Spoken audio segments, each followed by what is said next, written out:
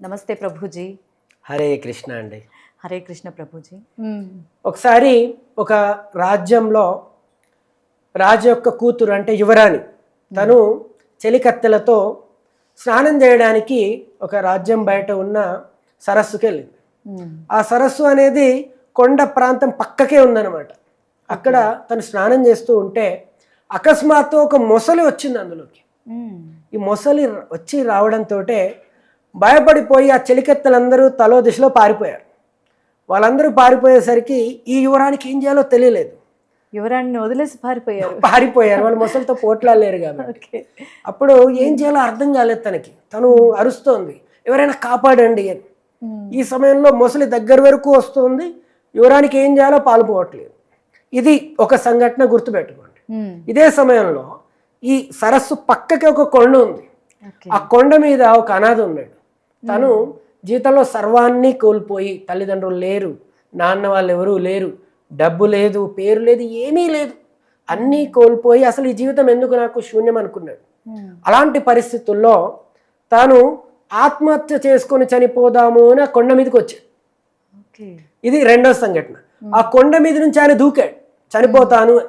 ఎప్పుడైతే ఆయన దూకాడో ఇక్కడ ఈ సంఘటనలో మొసలి యువరాన్ని తినడానికి దగ్గర వరకు వచ్చింది. మధ్యలో ఆయన ఢబీల్మని పడ్డాడు. అప్పుడు అరే నాకంటే పెద్ద జంతువు ఏదో వచ్చిందిరా బాబోయ్ అని మొసలు అక్కడి నుంచి పారిపోయింది. ఇప్పుడు ఇంకా మంచి సంఘటన ఏంటంటే, ఈ యొక్క యువరాణి తను చూసింది, వీడెవడో పైనుంచి పడ్డాడు, మొసలు పారిపోయింది. వెంటనే యువకుడు చేయి పట్టుకొని రాజు దగ్గరికి వెళ్ళింది. తండ్రి వెళ్ళి, నాన్న ఈరోజు నేను చనిపోయేదాన్ని అనింది. ఏమైంది చిట్టి తల్లి అని ఆయన అడిగారు. అప్పుడు ఏ విధంగా ఈ యువకుడు పైనుంచి దూకాడో తను చెప్పింది.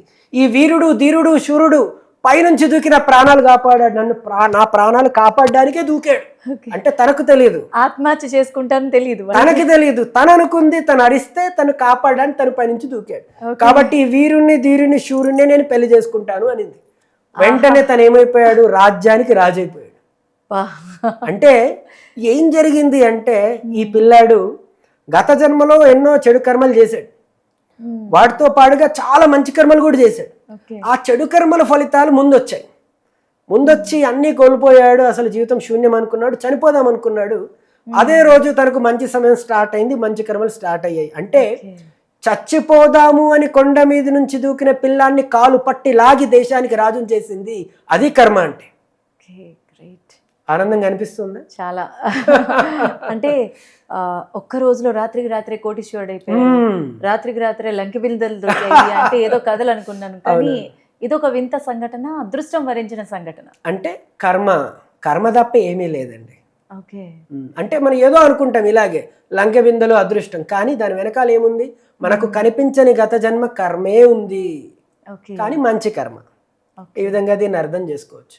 ఇప్పుడు మీరు హ్యాపీగా మంచి కర్మ గురించి కూడా చెప్పారు. కొంచెం భయం అంతా పోయింది ప్రభుజీ. అసలు వాస్తవం అనేది అంటే మనకి చెడుతో పాటు మంచి ఉంటుంది, మంచితో పాటు చెడు ఉంటుంది.